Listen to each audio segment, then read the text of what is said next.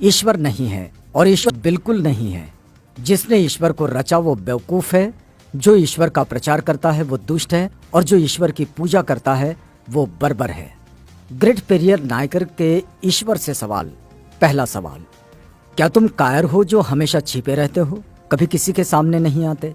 दूसरा सवाल, क्या तुम खुशामद परस्त हो जो लोगों से दिन रात पूजा अर्चना करवाते हो? तीसरा सवाल, क्या तुम हमेशा भूखे रहते हो जो लोगों से मिठाई, दूध, घी आदि लेते रहते हो? चौथा सवाल, क्या तुम मांसाहारी हो जो लोगों से निर्बल पशुओं के बलि मांगते हो? पांचवा सवाल, क्या तुम सोने के व्यापारी हो जो मंदिरों में लाखों टन सोना दबाए बैठे हो?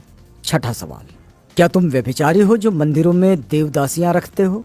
सातवां सवाल, क्या तुम कमजोर हो जो हर रोज होने वाले बलात्कारों को नहीं रोक पाते? आठवां सवाल, क्या तुम मूर्ख हो जो विश्व के देशों में गरीबी, भूखमरी होते हुए भी अरबों रुपयों का अन्न, दूध, घी, तेल बिना खाए ही नदी नालों में बहा देते हो?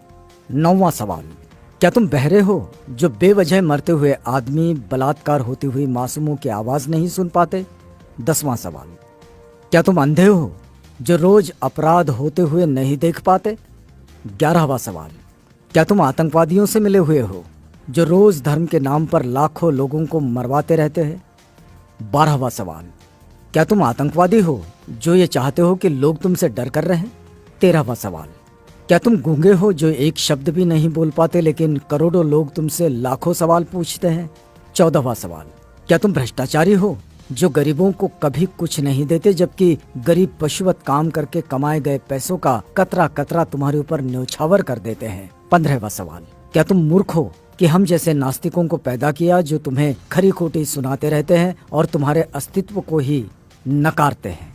5 मिनट का समय निकालकर जरूर पढ़ो भगवान के कारनामे। नास्तिक होना कोई आसान नहीं। कोई भी नासमझ इंसान ईश्वर के अस्तित्व को मानकर फ्री हो जाता है। उसके लिए उसे बुद्धि की जरूरत नहीं होती, लेकिन नास्तिक होने के लिए दृढ़ विश्वास और साहस की जरूरत होती है। ऐसी योग्यता उन लोगों के पास होती है जिनके पास प्रखर तर्क बुद्धि होती है। अंधश्रद्धा ऐसा केमिकल है जो इंसान को मूर्ख बनाने में काम आता है। पेरियार E.V. रामास्वामी। आप देख सकते हैं हिंदू धर्म का विचित्र इतिहास।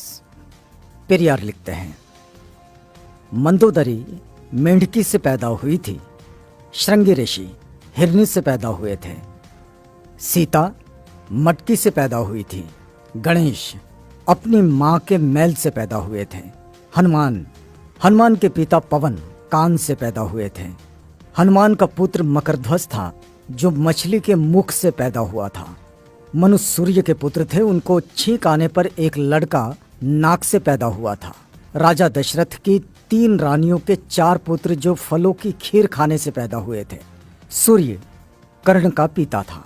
भला सूर्य संतान कैसे पैदा कर सकता है? वो तो आग का गोला है। ब्रह्मा ने तो 4 वर्ण यहाँ वहां से निकाले, हद है। अछूत का बनाया हुआ चमड़े का ढोल मंदिर में बजाने से मंदिर अपवित्र नहीं होता। अछूत मंदिर में चला जाए तो मंदिर अपवित्र हो जाता है। उन्हें इस बात से कोई मतलब नहीं कि ढोल किस जानवर की चमड़ी से बना है। उनके लिए मरे हुए जानवर की चमड़ी पवित्र है पर जिंदा अछूत अपवित्र। लानत है ऐसे धर्म पर।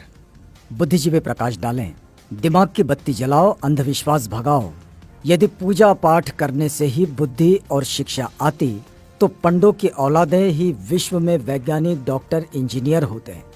वहम से बचो, अपने बच्चों को उच्च शिक्षा दिलवाओ, क्योंकि शिक्षा से ही वैज्ञानिक, डॉक्टर, इंजीनियर और शासक बनते हैं, पूजा पाठ से नहीं।